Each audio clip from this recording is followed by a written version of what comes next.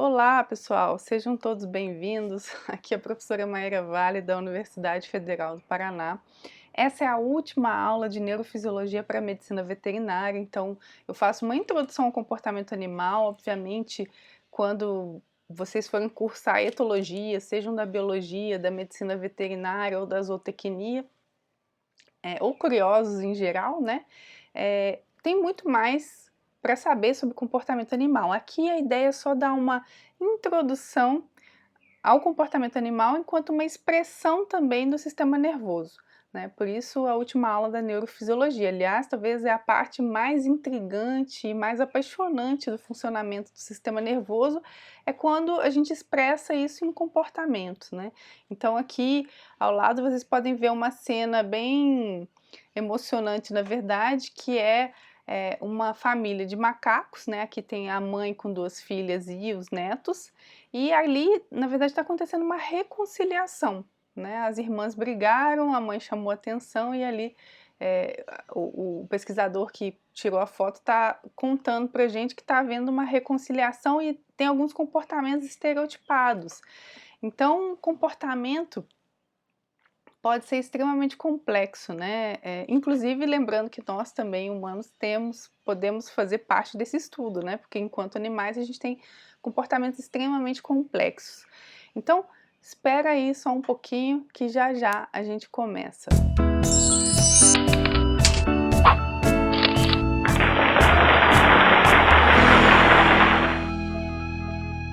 Então, para começar, uma definição de comportamento, essa definição eu tirei do livro do Bernie Levy, de Fisiologia Básica, e ele fala que o comportamento consiste na totalidade das respostas de um organismo ao seu ambiente, né? Ou seja, é aquilo que nós vamos fazer para interagir com o ambiente a partir de informações que o ambiente nos traz, né? E aí ele pode ser oculto na forma de cognição.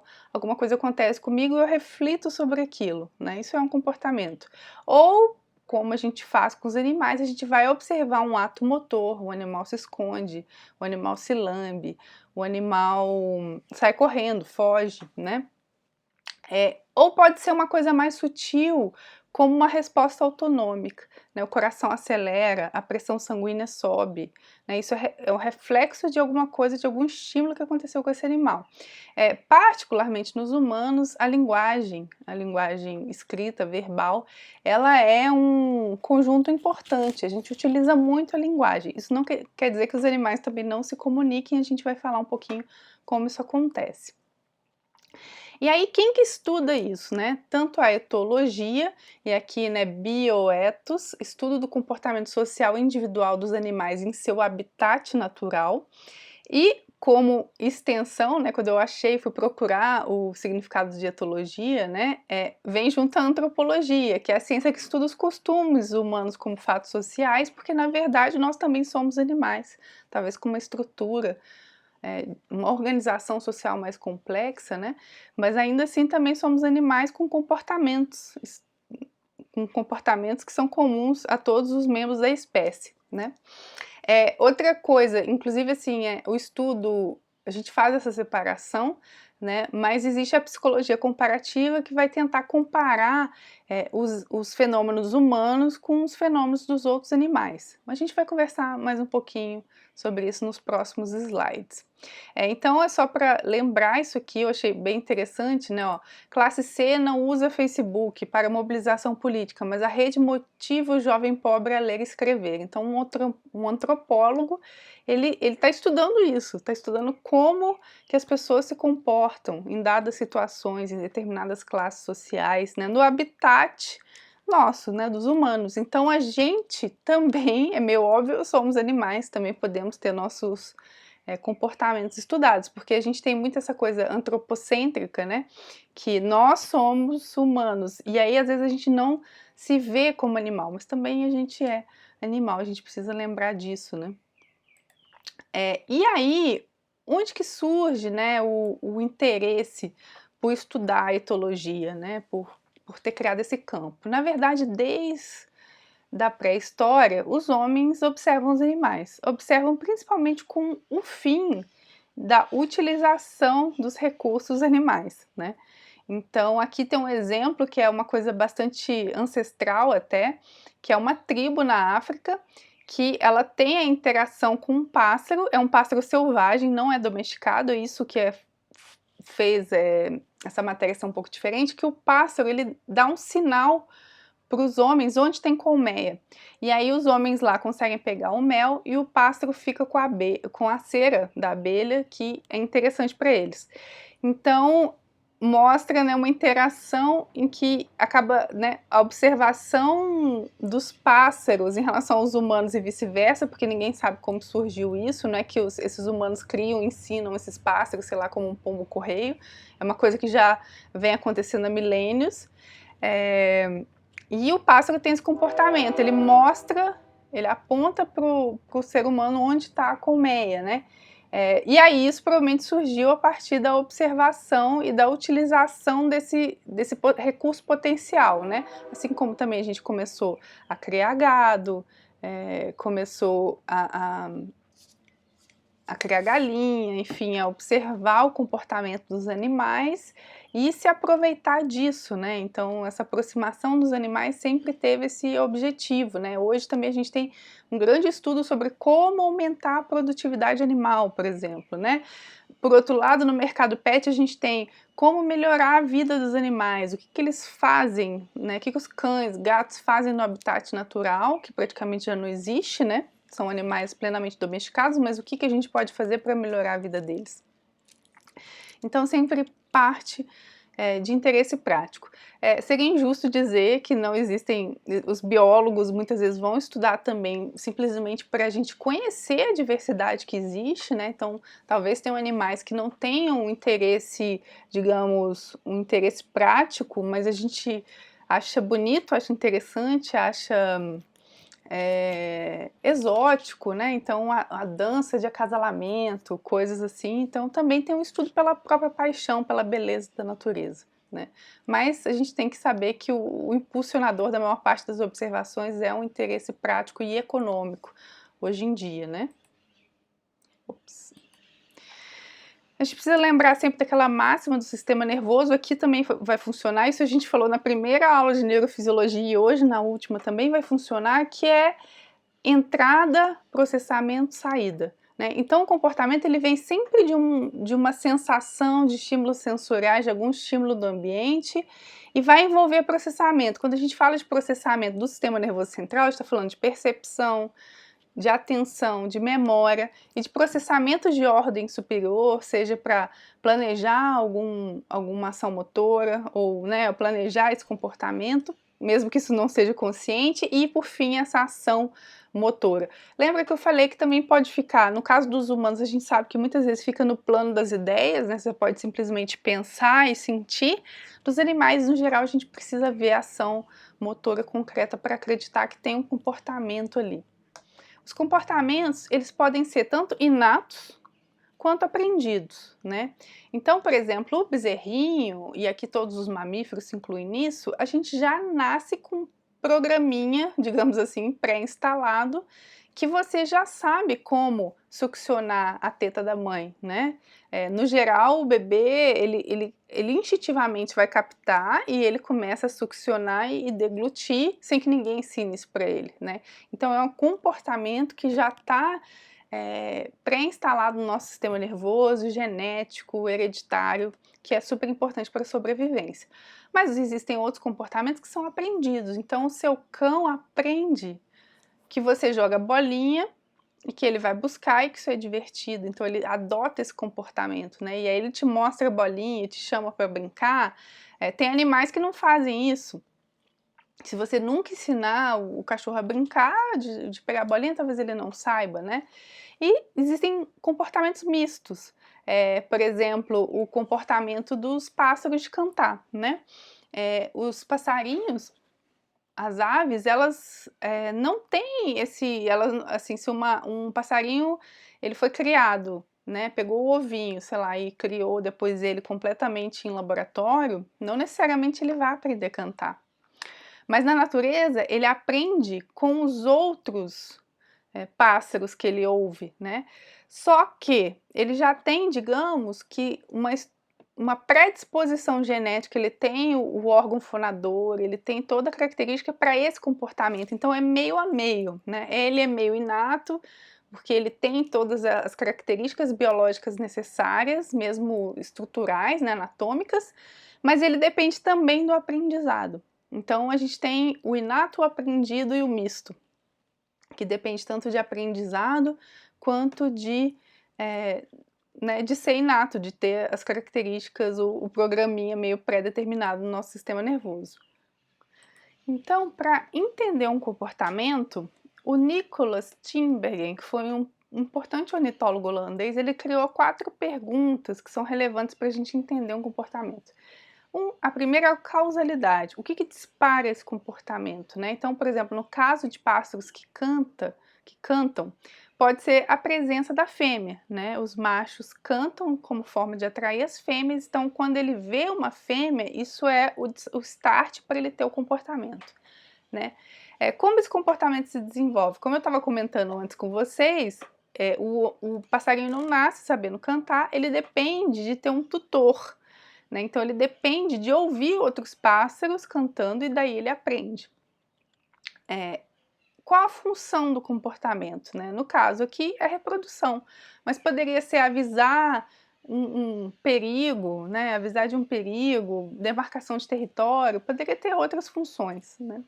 E por fim, qual é a filogenia, né? Qual é a história evolutiva, né? Esse pássaro, todos os pássaros vieram de um mesmo pássaro que cantava ou isso surgiu de formas diferentes, em ramos diferentes da árvore filogenética, né? Porque lembre-se que as espécies elas vão mudando e dão origem a outras. Então, quando que surgiu o cantar, né? E qual em termos evolutivos a gente sempre pensa em o que de benefício isso trouxe, né? Então, por exemplo, nesse pássaro aqui, provavelmente isso aumentou a chance do animal se reproduzir. Então, os pássaros que cantavam se reproduziam mais do que aqueles que não cantavam. Então, isso foi uma característica que foi sendo passada à frente nas gerações.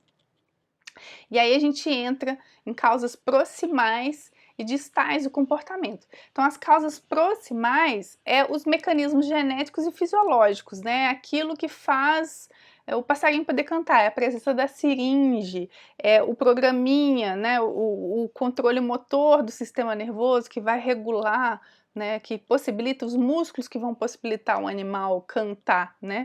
Então é o sistema nervoso para detecção dos estímulos ambientais, poder detectar a presença da fêmea, né? O sistema endócrino para ajudar a ajustar a resposta e o sistema esquelético muscular para executar as respostas. Lembrando que o sistema nervoso regula tudo isso. As causas distais são essas que eu estava falando agora, são os caminhos evolutivos que levaram a esse comportamento, né? Então, quais são os processos seletivos que vão moldar a história desse comportamento? Então, você pode olhar tanto para a fisiologia em si, né, para o corpo, para a estrutura, para a matéria, digamos assim, né, como esse animal canta, né?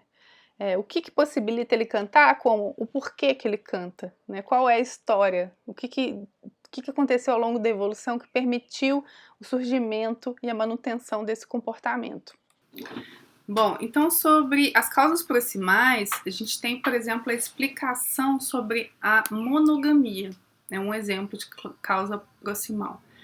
Existia um mamífero chamado arganaz do campo, é um pequeno roedor que ocorre em pradarias da América do Norte. Ele é um mamífero monogâmico, mas a maioria dos outros mamíferos é poligâmico. Então tinha essa pergunta, por que esse animal tem esse comportamento diferente, né? E alguns pesquisadores, então, descobriram a resposta, né? Eles perceberam que esse animal tinha uma alta expressão de receptores para vasopressina, que são os receptores V1A, no páleo ventral, que é uma região basal do cérebro, e que camundongos machos, quando copulavam um certo número de vezes com uma mesma fêmea, ele libera vasopressina. Né? Então, o que acontece? Quando esse roedor ele copula várias vezes, ele libera vasopressina, o ADH. Esse hormônio se liga lá em determinadas regiões do cérebro, como o páleo ventral, onde tem a expressão desse receptor, que é o V1A. isso prover sensações reforçadoras, né? Tá ligado com o circuito de recompensa. Então, a partir disso, o camundongo ele tende a ficar mais com a fêmea, né? Então, o que acontece com esse animal? Esse animal tem uma expressão maior no pálio ventral em relação a outras, porque existem espécies bem próximas, né? Tem um outro tipo de arganaz que é o campesino, que acontece em campos, que é evolutivamente próximo, digamos que são espécies irmãs, e os machos não têm esse comportamento. E aí, para comprovar isso, os pesquisadores que descobriram isso resolveram utilizar, então, métodos de biologia molecular para superexpressar, né, esse receptor, essa proteína, que é um receptor, né, de vasopressina, lá no pálio ventral. E aí, aqui, né, mostrando onde se localiza o pálio ventral, o que eles perceberam quando isso aconteceu? Que os machos que eram geneticamente modificados, que aqui estão, né, mostrando essa barra goiaba, né, nessa cor meio avermelhada, eles perceberam que esses animais que tinham a superexpressão, eles ficavam mais tempo com a fêmea, né? Então eles passavam muito mais tempo com a fêmea. Então aqui tem os controles em amarelo os machos inalterados e aqui em vermelho, aqui um gene qualquer, né? Só que fizeram como controle do método em si, né? E aqui a inserção, né, ou a superexpressão daí desse receptor específico. E aí o que a gente vê? Que esses animais passam muito mais tempo, né, provando um pouco essa resposta. E a partir desse exemplo, a gente vê então uma resposta que é uma causa proximal, né, uma causa de um comportamento que é uma causa proximal que tem a ver com a fisiologia, com a estrutura, com a morfologia, com a genética desses animais.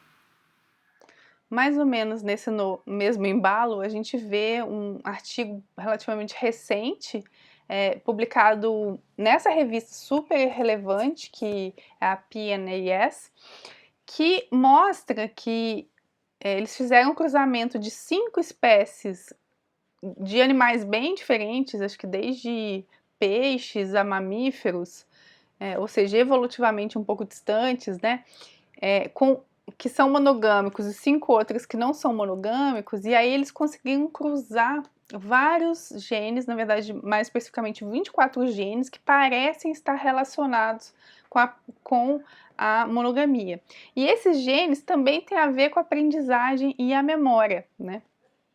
E eles acreditam que os animais que expressam mais determinados genes são aqueles que vão tender a formar um casal, né, criar um vínculo. Então, tem 2 coisas importantes até que a pesquisadora explica por trás desse comportamento da monogamia, que é criar um vínculo com o indivíduo, então você precisa ser capaz de reconhecer e de lembrar dele, e também achar gratificante estar com ele.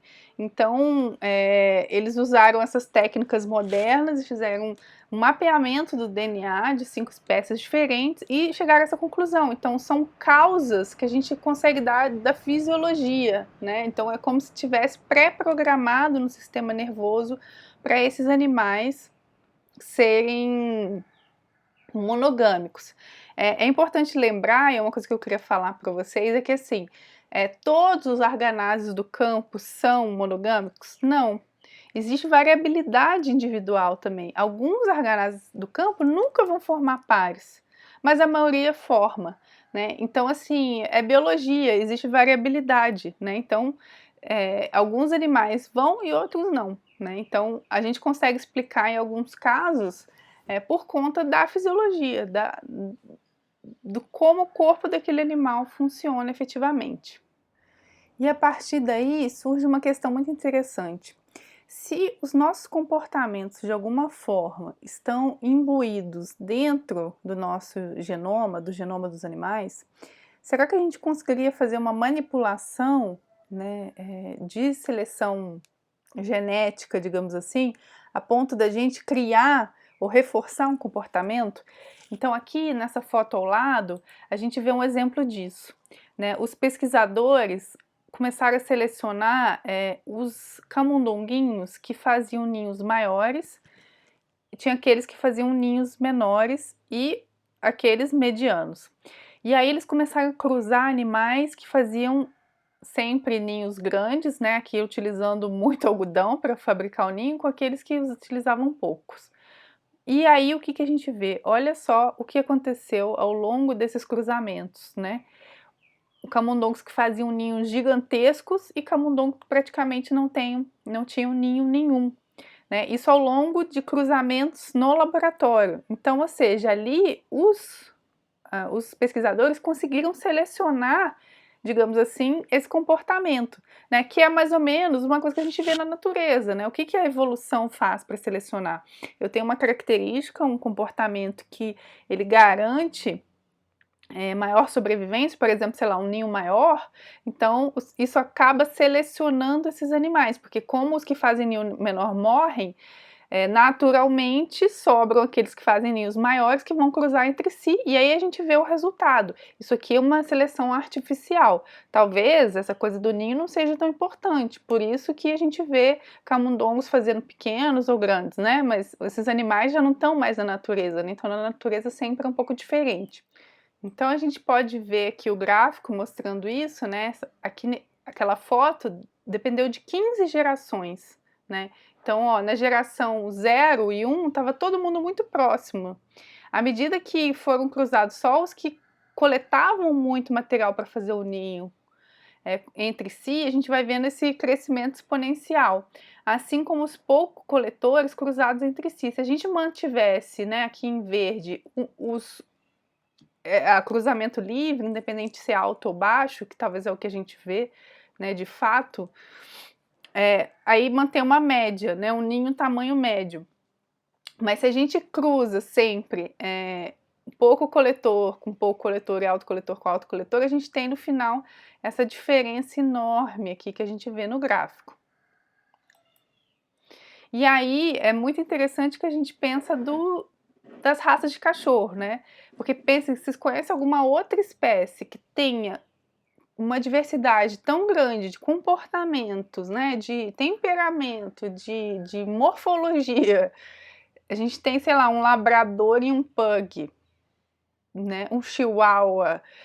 Cachorros tão diferentes, né? Morfologicamente, sendo que todos eles vieram do lobo. Então, o que aconteceu, né? A seleção humana. E aí, é óbvio que a gente selecionou, quando a gente está falando de raça de cachorro, a gente pensa muito no tipo de focinho, no tipo de orelha, na pelagem. Mas pensem também que a gente seleciona comportamentos, né? Então, o Golden, por exemplo, é uma raça, o Golden Retriever é uma raça famosa pelo quê? Por ser um animal extremamente sociável, que é uma característica que os humanos querem, né? Então a gente também seleciona comportamento. Aqui eu coloquei o Pug, porque o Pug é uma curiosidade imensa, né? Então aqui um registro de um Pug em 1880, né, uma pintura de um Pug e o que é um Pug hoje, né? Porque a gente foi selecionando o animal sem focinho, o que gera muitos transtornos para o bicho, inclusive acho que isso está proibido agora, né? Mas você vê que o Pug de 1880 ele tinha um focinho, o de hoje tem essa cara completamente amassada, né? Então a gente que faz isso. E aí, só por curiosidade, que não tem nada a ver com comportamento, talvez com comportamento humano, né? A gente também, essa seleção, ela não é feita só para os animais, ela é feita também para as plantas. Então, observe o que era uma espiga de milho ancestral e o que é uma espiga de milho hoje, né? Então, dizem que as primeiras mesmo eram 1 ou 2 dentinhos. E aí os humanos, através de cruzamento das plantas, eles foram selecionando aquelas que tinham mais dentinhos de milho, né? Mais quantidade de milho mesmo, até virar essa espiga enorme. Lembrando que a gente tem uma variedade imensa, mas por conta do processo econômico a gente não conhece, né? Então, por exemplo, de tomate a gente tem uma variedade imensa, tipos de feijão, tipos de milho, tipos de cenoura, mas a gente conhece só aqueles que são comercialmente vendidos hoje, né? Então, esse melhoramento genético meio manual, digamos assim, independente da biologia molecular, ele é feito desde a pré-história, né? Então a gente seleciona tanto animais quanto plantas. Então, quando a gente pensa em cães, a gente sempre pensa em coemergência evolutiva, né? Então, como que a gente sabe isso? Existem experimentos muito interessantes do comportamento mesmo, de tanto a gente selecionar os animais no modo de interação conosco, isso virou digamos que a gente está caminhando lado a lado uns 15 mil anos com os cães, pelo menos, né? Então, por exemplo, se você em laboratório pega cães e lobos, o animal, né, ele tem que achar onde está a comida na vasilha certa. Se for um lobo, o lobo usa muito menos dicas humanas, né, do humano olhando fixamente para o alvo ou apontando para o alvo do que o cão. Então, isso é um registro de que existe essa relação no comportamento dos cães em relação a gente. E aí, uma das coisas que tem mais interesse, e aí não é propriamente comportamento, né, mas também tem a ver com o comportamento dos animais, é o ranking de inteligência de raças. Aqui está a foto do Border Collie, que é o grande vencedor desse ranking. Mas é muito questionável esse ranking, porque, na verdade, inteligência a gente pensa sempre um conceito humano, né, que talvez não se aplique tão bem aos animais. E o que a gente considera um cachorro inteligente, né? O que foi a origem desse ranking de raças? Na verdade, é um cachorro fácil de treinar. Mas não necessariamente o que é difícil de treinar, ele não seja inteligente. É que talvez ele é mais voluntarioso, ele quer fazer o que ele quer fazer, né? E é difícil até a gente, como eu falei, a gente pensar o que é inteligência, mas inteligência talvez fosse o conjunto de habilidades, que seria a capacidade de aprender, resolver novos desafios, tomar decisões ou ter independência para resolver seus próprios problemas, né? E fica um pouco difícil a gente determinar o que é isso para um cão, né? Acaba que é a facilidade de treinar que determina, mas às vezes é injusto com os animais que estão lá embaixo nesse ranking, as raças, porque não que eles sejam burros, eles simplesmente talvez só façam o que eles querem fazer. E quem vai fomentar isso muito é a indústria pet, né? Que movimenta milhões, mas uma coisa a gente já sabe, que os cães, eles têm personalidade, né? Eles têm diversos perfis, eles são sociáveis, eles são independentes, eles são atentos, eles podem ser sedutores, eles podem ser tímidos, alguns mais talentosos. Então, nas pesquisas a gente já vê esses termos, e quem convive com pets sabe que o animal vai ter características muito diferentes, né? Você pode ter um pet, depois você tem outro ou dois ao mesmo tempo, você vai ver que são cachorros diferentes, às vezes podem ser irmãos, mas tem personalidades diferentes.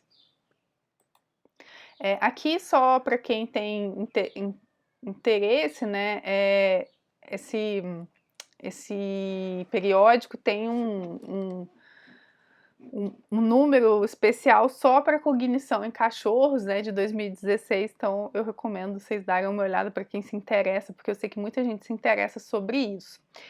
Um dos comportamentos também mais conhecidos é o comportamento materno. Aqui a gente está falando especificamente dos outros mamíferos que não humanos, porque assim, nos humanos isso dá né, sempre dá uma confusão, porque assim, existe essa discussão, né? Existe mesmo instinto materno nas mulheres, ou isso é uma pressão social, né, para que o cuidado com a prole seja sempre das mulheres ou das pessoas que têm útero, né? Então, é importante essas discussões. Então, eu acho que aqui a gente está falando dos animais que não têm essa estrutura social para ter esse tipo de discussão, né? Então, o comportamento materno, quais são os estímulos para uma fêmea, né? O odor, a aparência do filhote, o som do filhote. Então, são os fatores externos que fazem ela adquirir o comportamento, né? Porque é muito visível a mudança de comportamento da fêmea quando ela está com o filhote ou quando o filhote nasce, né? E ao mesmo tempo a gente tem fatores internos que vêm da hereditariedade, da experiência e dos hormônios dela. né? Então, tudo isso conta para o comportamento. Mas o que acontece então com os fatores internos? Quando ela vai dar à luz, o que acontece? Você tem níveis decrescentes de progesterona, ao mesmo tempo você vai ter aumento de estrogênio, então você tem mudanças hormonais. E durante o parto, você vai ter uma estimulação vaginal cervical, que inclusive vai estimular a ocitocina, que é o famoso hormônio da ligação, né? Então é isso que faz com que a mãe se ligue emocionalmente ao filhote. E essa janela de 24 horas após o nascimento é muito importante para a criação do vínculo, né? Inclusive pelo odor da prole. Então ela utiliza vários estímulos sensoriais que fazem com que ela vai ter respostas padrão, uma resposta padrão de mãe, digamos assim, né? Que seria amamentar, cuidar, lamber, ficar atenta. Tem uma série de coisas que as fêmeas de mamífero fazem, né? Mas lembrando que também a pata vai cuidar dos patinhos, a galinha dos pintinhos, enfim, né? Não é só dos mamíferos. Mas a gente precisa também lembrar uma coisa que aí é mão humana, né? Mais uma vez, por exemplo, as vacas leiteiras, elas já apresentam menos instinto materno. Por quê? Porque as vacas as vacas leiteiras, elas acabam tendo que ficar sem o filhote, né, sem o bezerrinho, para poder gerar leite com interesse comercial. Então acabou que existe eu não sei, por falta de seleção natural, né, porque obviamente as melhores mães na natureza talvez fizessem os filhotes durarem mais, ou se a vaca for muito apegada ao filhote, isso não é interessante para a vaca leiteira, ou para o criador da vaca leiteira, né? Então, o que acontece? As vacas leiteiras aparentemente têm menos instinto materno ou comportamento materno em relação às vacas de corte, que não têm que ser afastadas tão rápido assim dos bezerros. Então, olha a mão humana aí, como o ambiente também pode interferir nos comportamentos. Junto com o comportamento materno, outro comportamento muito estudado, também por conta de interesses mercadológicos, a gente tem um comportamento alimentar, né? Então, o comportamento alimentar vai variar de espécie para espécie, obviamente, né? Tipo de alimento, a forma como se alimenta, até a maneira como engole o alimento, se mastiga ou se não mastiga. Mas é um grande indicativo da saúde do animal, né? Zootecnistas e médicos veterinários sempre vão utilizar isso como um parâmetro de bem-estar, né? Existem inúmeros sinais de fome e sinais de saciedade que são disparadores endógenos. O que faz a gente, afinal, perceber que está com fome ou que está saciado, né? Então, a gente tem sinais químicos e até mecânicos dentro do nosso corpo que nos informam sobre isso, né? O comportamento muda de acordo com a disponibilidade do alimento, né? Se o alimento está em fase de escassez ou não, se você tem muito. Então, por exemplo, os cães, às vezes, quando já comeram bastante, mas estão com um pedaço grande de carne, sei lá, eles vão tender a enterrar para o momento posterior, né? Então, vão ter aspectos sazonais em cima disso, né? A gente sempre tem a historinha do esquilo guardando durante o verão para depois se alimentar no inverno, né, que é muito comum nos desenhos. Tem aspectos reprodutivos, se a fêmea está ou não reproduzindo, e tem preferências dos animais mesmo. Por exemplo, haste longa ou haste curta para os ruminantes e outros tipos de preferência, né? Então tem um comportamento bem bonitinho, né, dos esquilos e hamster, que tem essa bolsa jugal. Então eles vão pegando justamente para armazenar depois e vão armazenando ali até levar para o local onde eles vão, é como se fosse a bolsa deles, né? Onde eles vão efetivamente guardar o alimento, né? Mas não é que eles estão querendo comer tudo naquele momento, mas é como se fosse a mochila, a bolsa onde eles estão carregando. O comportamento reprodutor é outro comportamento de muito interesse comercial, né? E ele vai ser muito, assim, é possível ver a diferença com a castração. E aí, tanto o animal pode diminuir, mas às vezes o animal continua tendo comportamentos reprodutores, mesmo sendo castrados, né? Então, não é só o hormônio que determina o comportamento. Por exemplo, a gente sabe que os machos, para eles terem atitudes típicas de macho de monta, de interação com a fêmea. Por exemplo, no caso de equinos, a gente sabe que precisa que ele seja exposto durante o útero à testosterona, ao mesmo tempo que o comportamento feminino depende do estrogênio e da progesterona, né? Então, para ela estar receptiva, ela tem que ter um equilíbrio entre esses hormônios, porque a maioria das fêmeas não é como os humanos. Teoricamente, as fêmeas humanas e de outros símios são animais que podem cruzar, né, qualquer momento do ciclo. Isso não acontece com outros animais. No geral, elas só vão cruzar, elas só vão ser receptivas no momento em que elas estão efetivamente férteis, né? E aí tem todo um padrão estereotipado de aproximação, de imobilidade, de sentir o cheiro, né, de pressão no dorso, por exemplo, que os quadrúpedes fazem, né? E também como a experiência materna depende de experiências passadas, né? Eu sempre acho engraçado lembrar que para estimular os pandas em cativeiro a cruzarem, né, a se reproduzirem, eles ficaram mostrando vídeos, porque é isso, né, você vê um outro animal cruzando, é a experiência passada desses animais, né, então tem o estímulo visual, o estímulo olfatório que é super importante.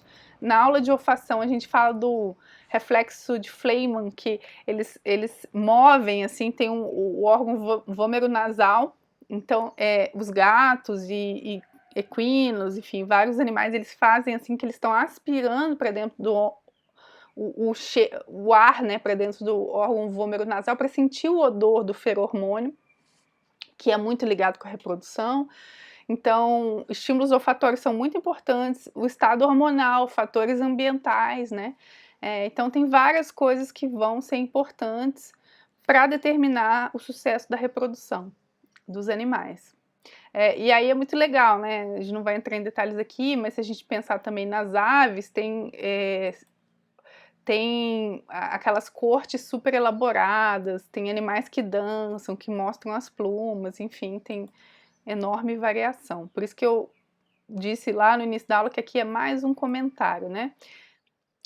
Então eu queria aproveitar que a gente está falando sobre reprodução e sobre sexo, enfim, para falar um pouco sobre os humanos, né? Sobre o comportamento humano relativo a isso, que é um dos maiores tabus da nossa sociedade, que é extremamente complexo, né? Enquanto a nossa estrutura social é muito mais complexa. E hoje em dia, algumas coisas estão, a gente tem mais clareza sobre a diversidade de possibilidades, né? De papéis e de corpos na sociedade humana. Então a gente tem conceitos que a gente não aplica para os animais, né? Por exemplo, identidade de gênero, porque gênero é meio que o papel que a gente desempenha na nossa sociedade, na estrutura da nossa sociedade, né? Então a gente tem basicamente numa sociedade binária, a gente vai ter homem e mulher, né? Então são indivíduos que a gente chama como homem e mulher, mas hoje a gente sabe que tem pessoas que não se identificam nem como homem nem como mulher, então são pessoas não binárias. Apesar da gente fazer socialmente isso, né? Nasceu com pênis, a gente chama de menino, nasceu com vagina, a gente chama de menina.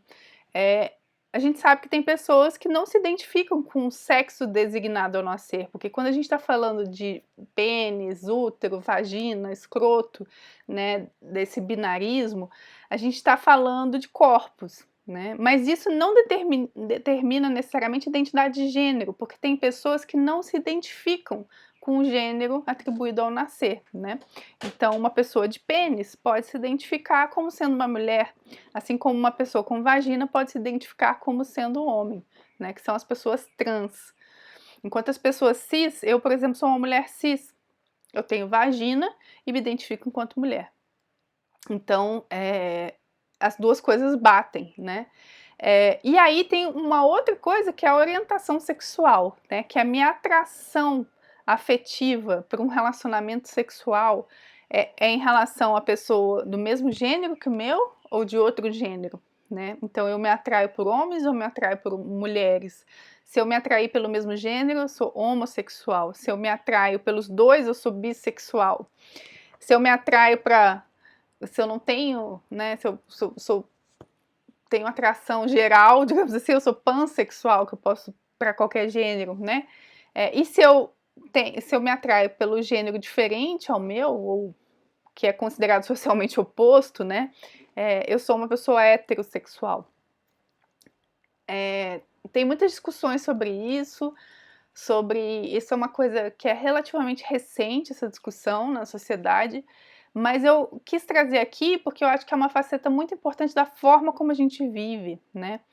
E lembrando que a gente tem muita ideia, né, principalmente quando a gente trabalha com biologia, com corpo, que é o caso da veterinária, da zootecnia, das ciências biológicas, da biomedicina, enfim, de todos desses cursos, de que os humanos são basicamente binários, né? Ou você nasce com vagina e útero, ou você nasce com testículo e pênis. Mas também, ó, aqui embaixo, tá até aqui também, a gente tem as pessoas intersexuais, que são pessoas que nascem e que podem ter algumas características femininas, outras masculinas, que não se enquadram tão bem nessa binariedade homem-mulher, vagina, pênis, enfim, né? Por questões de desenvolvimento mesmo, embrionário, durante a gravidez. E às vezes essas pessoas só descobrem adultas, mas elas não se encaixam efetivamente, né, nesse padrão binário, e existe muita discussão de qual o número, né, qual a frequência do nascimento dessas pessoas. Como é um tabu, é difícil de mensurar, mas não é tão insignificante, a ponto de todo mundo já deve ter conhecido uma pessoa intersexo na vida, mas não sabe. Às vezes, porque obviamente, né, às vezes a própria pessoa não sabe, ou muitas vezes a pessoa não conta, simplesmente por conta de todo o preconceito da sociedade. Porque nós temos muito preconceito, né? Visto como uma aberração, como se fosse um monstro. E não é nada disso, porque na biologia a gente tem diversidade de corpos também, de possibilidades, né? Inclusive tem uma bióloga norte-americana que ela escreveu 5 sexos, ou porque apenas 2 sexos não são suficientes para a gente descrever, né, as possibilidades humanas. Porque isso, esses preconceitos eles são culturais, sociais, mas na natureza em si as possibilidades são sempre imensas, né? Não tem nada de errado com essas pessoas. E então, eu quis trazer isso aqui porque eu acho que é uma coisa importante da gente discutir também, né? Em relação à sexualidade, outra coisa importante de se discutir é uma sexualidade dita desviante, né? Que desvia de um padrão que é considerado normal. Mas isso é tudo, são coisas que estão na nossa sociedade, leis que não vieram de algum lugar determinado, que foram instituídas pelos próprios humanos e que não necessariamente são corretas, né? Por quê? Porque não é uma questão de preferência, não há escolha consciente, né? Depende do tipo de feromônio que ativa o hipotálamo, né? Teoricamente, mulheres lésbicas são ativadas sexualmente, né? Têm atração por feromônio liberado por outras pessoas que têm vagina, né? E a mesma coisa com homossexual masculino. Independentemente de ter uma explicação biológica, fisiológica, essa é uma das possíveis, ela não é determinada, né? Assim, tipo, é isso que faz uma pessoa ser homossexual ou não, ser bissexual ou não. Independentemente, todos nós somos humanos e o que muda na sua vida, né? Com quem a pessoa faz sexo ou não, enfim, esses tabus, eles são tabus sociais, eles não têm certo e errado, não tem nada disso, né? E eu acho importante a gente trazer essa discussão aqui, independentemente do curso que vocês estão fazendo, porque vocês vão lidar na vida em geral, com pacientes, enfim, com tutores dos animais que vocês vão cuidar, ou na vida em geral, na vida em sociedade. A gente precisa, o respeito é o mais importante, né? E é uma bobagem achar que isso é o certo, porque os animais também não têm certo e errado, né? Você vê aqui, por exemplo, um artigo mostrando o comportamento homossexual de fêmeas de gorila. Então não é uma exclusividade humana também. Outros animais, os animais não têm essa preocupação, né? Quem é lésbica, quem não é, quem é gay, quem não é, se é bom, se é ruim. Na tradicional família, não existe nada disso. E aqui eu achei bem legal, que eu peguei de um post do Instagram do Nutriviado, como ser um profissional de saúde inclusivo com a comunidade LGBTQIA+, né? E aí você fala, não tem nada a ver comigo, mas como eu falei, pode ser que um tutor de um cão seja uma pessoa LGBTQIA+, pode ser que um colega de classe, pode ser que seu filho venha a ser, né? Então, a gente precisa ser pessoas mais empáticas, tolerantes, inclusivas, né? Então, primeira coisa, jamais presuma algo da qual você não foi informado. Se você não souber, você pergunta como a pessoa se identifica, qual é o gênero que ela se identifica, né? Quem é você para dizer quem é um homem, quem é uma mulher? E mesmo em relação à sexualidade, né? Independentemente da identidade de gênero, as pessoas podem ser gays, lésbicas, bissexuais, e aquele outro post anterior, ele fala um pouco disso, né? Identidade de gênero é diferente de sexualidade, né? Se eu me vejo como homem, como mulher, não quer nada dizer por quem eu vou me sentir atraído, né? E evite algumas expressões, homossexualismo, porque dá a ideia de doença. Homossexualidade não é doença. Opção sexual também não existe, porque não é opção. Coisa de homem, coisa de mulher. Isso é da nossa cultura, isso não é real, né? Não existe lei que falou que menino veste azul e menina rosa, não existe isso. Isso é uma invenção humana. Você nem parece gay, lésbica, trans, tipo, pra que falar isso, né? Não tenho preconceito, tenho até amigos, quando você fala isso, você já tá mostrando que você é preconceituoso. Qual o seu nome de verdade? Não faça isso, não faça esse tipo de pergunta, porque no geral é muito dolorido, né? Para as pessoas trans, esse tipo de pergunta, ou lembrar de vivências passadas, enquanto elas viviam como uma farsa, porque elas não se sentiam bem naquela vida, né? Então, assim, cuidado, cuidado. Leiam sobre isso, tentem ser empáticas com as pessoas LGBTQIA+, né? Outro comportamento muito relevante é a comunicação. Nós humanos, aqui a gente está fazendo uso da comunicação verbal, que é super importante, como eu falei lá no início da aula, mas existem outros tipos de comunicação. Então, comunicação é quando o animal transmite informações para o outro animal, causando algum tipo de mudança naquele que recebeu a informação.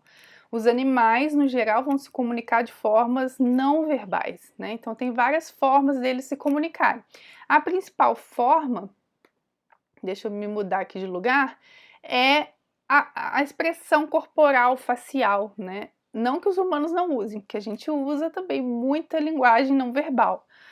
Mas os animais, grande parte dessa comunicação vai ser não verbal. E o próprio Darwin, né, que é o famoso criador da teoria da evolução, ele já apresentou dois tipos, que ele falava de dois tipos de postura animal que já são meio opostas, né? O afiliativo, que é aqui o gatinho aqui em cima, tá relaxado, você observa pelo corpo dele, né, que ele tá relaxado, então ele tá amistoso, é amigo, eu confio em você.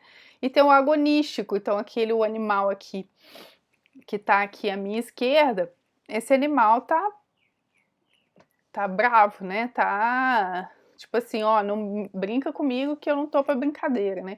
Então, a gente consegue ver algumas expressões, a posição corporal que o animal tá falando, às vezes, para um humano ou para o outro animal, qual é a disposição mental dele, digamos assim, se ele tá com medo, se ele tá acuado, se ele tá amistoso, se ele está reconhecendo a hierarquia do outro, se ele está submisso, né? O meu cãozinho Joaquim é um chihuahua, então ele é bem pequenininho.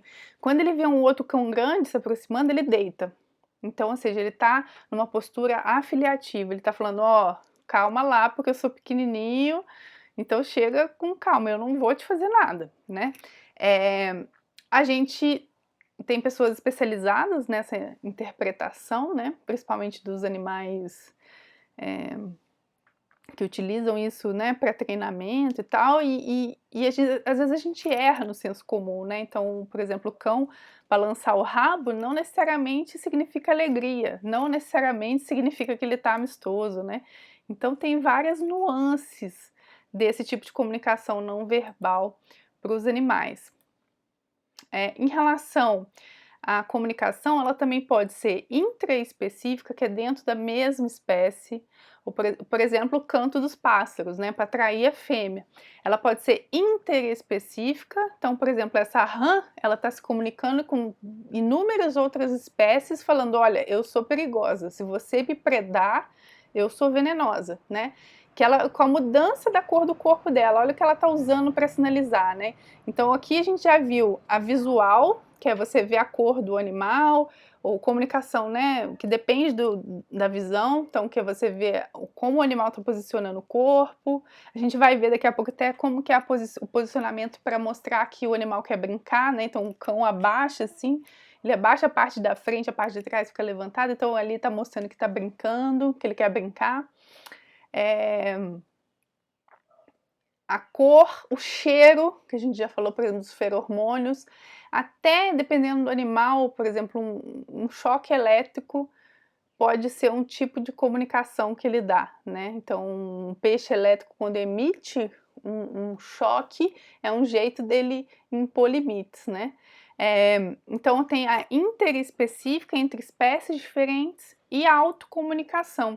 Então, por exemplo, os golfinhos e os morcegos, eles fazem ecolocalização, eles mandam ecos e com o retorno do som, eles conseguem se localizar melhor no espaço, isso para eles mesmos, né? Para o próprio animal navegar melhor, por exemplo, no voo, no caso do morcego.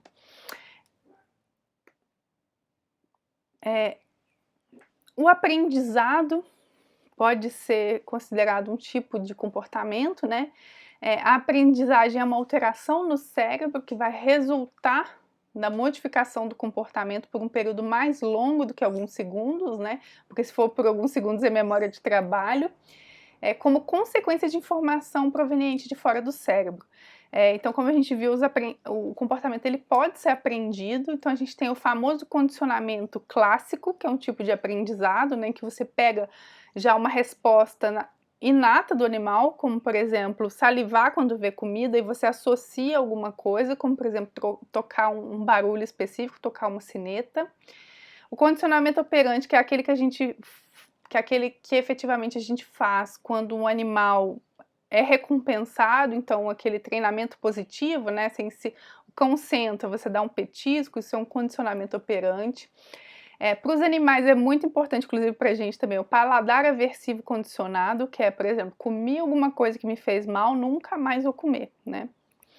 Aprendizado espacial, então tem vários testes que a gente pode fazer com os animais para ver se eles aprendem a andar nos espaços, né? É um tipo de aprendizado, depende do cerebelo e também do hipocampo, duas regiões cerebrais. E a formação de conceitos, né? Existem testes com animais para ver se eles entendem quando conceitos estão sendo formados. A brincadeira também é um comportamento, é algo que crianças e animais jovens fazem, né? Mas é importante dizer que as crianças humanas elas brincam muito mais do que outros animais. E é muito curioso, porque é difícil achar uma função, né, uma função evolutiva da brincadeira, né? Mas aqui a gente está vendo aquilo que eu falei, né? Os cães em posição corporal, né? Em linguagem corporal, que está falando que eles estão brincando um com o outro, eles estão convidando a brincadeira, né? E a brincadeira, ela tem uma função de prazer, mas talvez em relação aos animais jovens, de você simular coisas que você vai ter futuramente. Então, você simula a caça, você simula ataque, você treina melhor o seu comportamento motor. A gente sabe até que para cãezinhos e gatinhos, por exemplo, que são removidos da ninhada muito cedo, esses animais às vezes vão ter dificuldades de socialização com outros animais, porque ali eles aprendem limite, né? Que não pode morder, que não pode arranhar o irmãozinho. Então, aqui, né, essa frase sobre brincadeira, os indivíduos são agentes ativos de seu próprio desenvolvimento. buscando e adquirindo experiências que moldarão seu comportamento futuro. Muitos argumentam que uma das maneiras pelas quais os animais jovens e os humanos fazem isso é brincando. Com certeza alguma importância tem, porque é um comportamento que é mantido nos animais, e uma coisa interessante o animal, quando ele está brincando, ele está mais exposto à predação, né? Assim, não é uma coisa. Para a sobrevivência é meio perigoso ele brincar, então deve ter um benefício de se manter a brincadeira, né? Evolutivamente. Então tem essa pergunta, né? Qual a função biológica? Aqui a gente mostra um papagaio com brinquedos, as aves brincam muito também, quem tem ave de estimação, elas gostam de brincar, e também os elefantinhos aqui, os mamíferos, também todos os animais gostam, e os cães, por exemplo, mesmo adultos, gatos, se eles forem estimulados, eles vão brincar ao longo da vida, muito provavelmente por conta do prazer que isso gera, né? Uma coisa que é sempre comum dos comportamentos são os ritmos biológicos. A gente não tem isso, não gravei nenhuma aula específica sobre isso, talvez em algum momento eu faça, mas a gente já comentou em algumas das aulas passadas, né? Que os ritmos biológicos, tanto ao longo do dia, por exemplo, dormir é um comportamento, comer é outro comportamento, a gente tende a fazer em horas parecidas do dia, né? Assim também como, por exemplo, reprodução, a época que o animal nasce, né? Aqui talvez nos trópicos não é tão marcado, mas os animais que moram em lugares frios, por exemplo, os animaizinhos devem nascer na primavera por conta da temperatura, porque isso aumenta a chance de sobrevivência. Então, existem ritmos biológicos para determinados comportamentos, né? Se acompanhar, por exemplo, uma codorna ou uma ovelha, você vê um padrão em que um tipo de comportamento vai se concentrar numa determinada época, como por exemplo no verão, lá no hemisfério norte, esses animais vão tender a parir, né, digamos assim. Só que, por exemplo, uma codorna, ela consegue fazer isso só dentro do verão, enquanto que a ovelha, ela vai cruzar no inverno para poder liberar, ou, né, para poder parir efetivamente no verão. Então, essa coordenação é super importante também para os comportamentos. Uma coisa relevante sobre comportamento, mas sobre o estudo dos animais em geral, é a grande pergunta se os animais têm consciência, né? O César Hades foi um etologista da Universidade de São Paulo, que já é falecido. Ele foi o orientador do Dr. Pet, para quem não sabe. Tem esse artigo dele que é o morcego, outros bichos e a questão da consciência animal, que é uma questão que é muito debatida ao longo da história, né? Que é se os animais têm ou não consciência. É importante citar aqui que a gente considerava até pouco tempo que os animais não sentiam dor, que os animais não tinham consciência. E isso, em parte, era um jeito de gente usar os animais a bel proveito, fazer o que quiser, maltratar, matar, né, fazer coisas horríveis, alegando que eles não tinham consciência. O César Hades, ele defende que sim, que existe, porque são dois tipos de consciência, né? Então ele coloca, embora possa dizer-se que os animais possuem consciência, no sentido de que se dão conta de eventos internos ou externos, não há como chegar ao conhecimento exato dos conteúdos dessa consciência. Porque a consciência é uma coisa que a gente não consegue acessar via, por exemplo, algum aparelho que você coloca no cérebro, né? Por quê? Porque é sempre em primeira pessoa. Eu falo, eu tive uma experiência subjetiva, eu pensei alguma coisa, eu imaginei, eu senti. Os animais, eles não têm essa capacidade, né, da linguagem verbal, a gente não, por isso que ele fala que a gente não tem como acessar. Mas a gente sabe que eles têm consciência. E por que o César Hades, ele fala isso? Porque o animal, a gente sabe, né? Sei lá, ele dá um exemplo. Se eu tenho um pombo na grama, o pombo ele tem consciência que ele está na grama, ele tem consciência que existe a grama, que a grama é outra coisa que não ele, e que tem um inseto, que ele pode comer esse inseto. Então ele está consciente de eventos internos e externos, né, da presença dele no mundo. Mas daí talvez ele não tenha consciência de que ele tem consciência, ele não vai elocubrar sobre isso, sobre a morte, sobre o futuro, sobre o passado, quem é aquele inseto, por que a grama é verde. Então isso ele dá dois tipos de consciência, como se a gente tem certeza que eles têm a consciência mais basal de que eles existem, de que eles são os indivíduos, que tem outros indivíduos que são iguais e outros que são diferentes. Mas digamos que uma metaconsciência, que é ter consciência que eu tenho consciência, isso a gente não tem como saber se algum animal tem, né? E então, quais são as imagens mentais internas desses animais, né? Isso é uma subjetividade inerente a cada espécie, a cada indivíduo. E a gente acaba fazendo muitas comparações com a gente, né? Que é o chamado antropocentrismo, né? Tudo a gente tende a comparar, a pensar como a gente. Mas o César Hades, ele levanta isso, né? Se você quer entender o ponto de vista de um caranguejo, você tem que pensar como um caranguejo, você não pode pensar como humano. Mas daí, como que a gente pensa como um caranguejo? É muito difícil, né? Mas é óbvio que os animais têm algum tipo de consciência, né? É aquilo que eu estava falando. Então, este mundo imediato coloca como existentes, ao mesmo tempo, as coisas e eu mesmo que as contemplo. Esse tipo de consciência, talvez eles não tenham, né? Mas a gente sabe que eles têm raciocínio, que eles sentem, que eles reconhecem outros seres como iguais ou não. Esse é o tipo de consciência que eles têm. Isso Darwin já falava lá em 1871. Ó, o homem e os animais superiores têm todos os mesmos sentidos, as mesmas intuições e as mesmas sensações, têm paixões, afetos e emoções similares. Até mesmo os mais complexos como o ciúme, a suspeita, a emulação, a gratidão e a magnanimidade.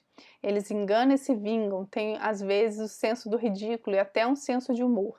Sentem espanto e curiosidade, possuem as mesmas faculdades de imitação, atenção, deliberação, escolha, memória, imaginação, associações de ideia e raciocínio, embora em graus muito diferentes. Existem um certo receio, apesar do Darwin falar isso com muita clareza, mas a gente sabe que alguns animais realmente têm um grau de complexidade bastante grande a ponto de ter ciúme, disputa, esse tipo de coisa. Mas nem para os humanos, para vocês terem ideia, né, a ciência considera que a gente tem 5 emoções básicas para todas as culturas, né, que é amor, raiva, desprezo, alegria e tristeza. Então, para os humanos. Então, vingança, outros tipos de emoções assim, nem para as culturas humanas a ciência reconhece, então imagina para os animais, né?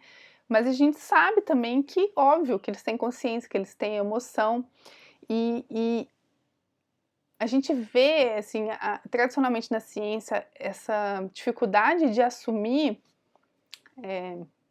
as emoções e a consciência nos animais, muito por conta da subjetividade, que era uma coisa negada pelo behaviorismo, que é a ciência apenas comportamental. Então era uma ciência que negava sentimentos e a capacidade de abstração dos animais. Como exemplo, você tem a famosa Jane Goodall. Para quem não conhece, eu recomendo procurar coisas sobre ela na internet, tem documentários. É uma senhora já, ela é uma primatóloga super importante, então ela estuda chimpanzés, e lá no século passado, sei lá, mais de 50, 60 anos atrás, quando ela foi defender o doutorado dela, ela falava da personalidade dos animais que ela tinha estudado em campo. Ela quase reprovou, assim, foi uma confusão, porque os orientadores não aceitaram. Como assim você está falando que os macacos têm sentimentos, têm personalidades, né? Então eles queriam que ela falasse do X1, do X2, tipo, do indivíduo 1, 2, não que ela desse nomes, que ela citasse personalidades, e hoje a gente sabe que eles são extremamente complexos, que têm sentimentos complexos, que a gente já fala de uma cultura de chimpanzés, não só a cultura humana, né, que seria uma coisa muito mais complexa. Eles usam ferramentas, então ela fala, né, não são apenas os seres humanos que têm personalidade, que são capazes de pensamento racional e emoções como alegria e tristeza. Ela também observou comportamentos como abraços, beijos, tapinhas nas costas e até mesmo cócegas, o que se considera como ações humanas. Então, há pouco tempo, tem um artigo que eu até usei para fazer essa aula, que fala sobre sentimentos em animais, falando isso, que não, em vez de você falar que o macaco beijou um ao outro, num artigo científico você tinha que falar que eles tiveram contato bucal. Porque se você falasse que era beijo, você está humanizando os macacos. Então, assim, ao mesmo tempo que a gente tem que tomar cuidado para olhar tudo com a nossa lente humana, tentar humanizar o comportamento dos animais, por outro lado, também a gente tem que tomar cuidado para não achar que eles são seres sem sentimentos, sem personalidade, porque também não é nem 8 nem 80, né? São os dois extremos que a gente tem que ter cuidado quando for lidar com comportamento animal. E aí eu trouxe isso aqui que é a consciência, né? A orca, por exemplo, elefantes e baleias são animais que têm luto, né? Então, essa orca, ela carregou um filhote morto por 17 dias. No geral, elas carregam por 1, 2 dias. Essa ela ultrapassou, né? E os cientistas começaram a ficar preocupados, porque para ela era muito custoso ficar carregando o filhote, né? Ela deixava de comer, deixava de descansar para ficar carregando o filhote. E aí vem a pergunta, né? Será que isso é um reflexo de que ela sabia o que era a morte, por exemplo? Será que eles têm consciência da morte? Eu já tive discussão com biólogos ferrenhos falando que não tem, que é um comportamento, sei lá, que é um comportamento instintivo, que não é uma consciência do que é a morte. Mas quem garante?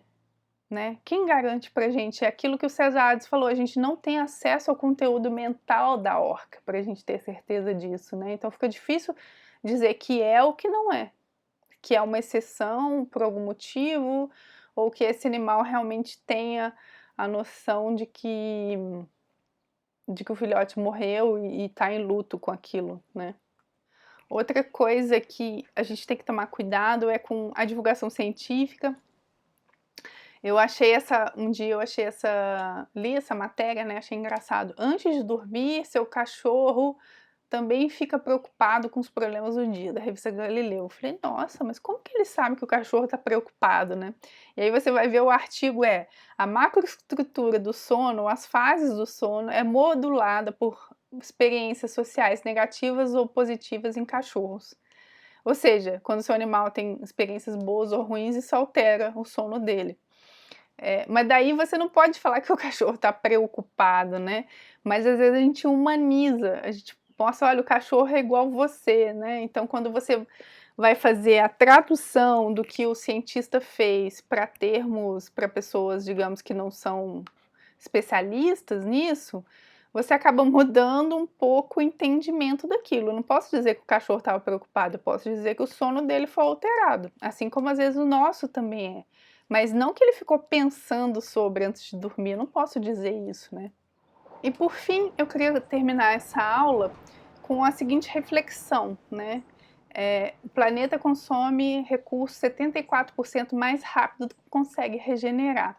Isso é de 2019, dado que a gente está em 2021, que a Amazônia, o Cerrado, o Pantanal estão sendo consumidos, né, queimados, explorados de uma maneira muito agressiva, né, nesse último governo, eu pergunto como nós, animais humanos, estamos nos comportando, né? A gente fica tão preocupado em estudar o comportamento animal, entender, mas muitas vezes a gente deixa de olhar para o nosso próprio comportamento ou a nossa própria ganância e tá fazendo coisas absurdas, né? Outro dia eu também ouvi um meme, achei muito legal, que se você visse um macaco, né, na natureza que tende a acumular bananas e não distribuir para os seus colegas macacos, a gente talvez taxaria esse macaco de doente.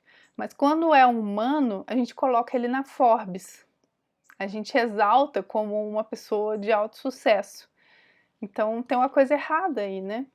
o nosso comportamento também não é um comportamento muito amigável para as outras espécies e para a nossa própria espécie, né. Então, só uma reflexão que eu queria deixar no fim dessa aula, e é isso. Aqui estão as referências, espero que vocês tenham gostado e a gente se vê, para o pessoal, para os meus alunos, a gente se vê na prova e no próximo semestre. Até mais, gente. Ah, se você curtiu, compartilhe, por favor, curta, deixa um recadinho para mim que eu vou gostar muito. Até a próxima, gente.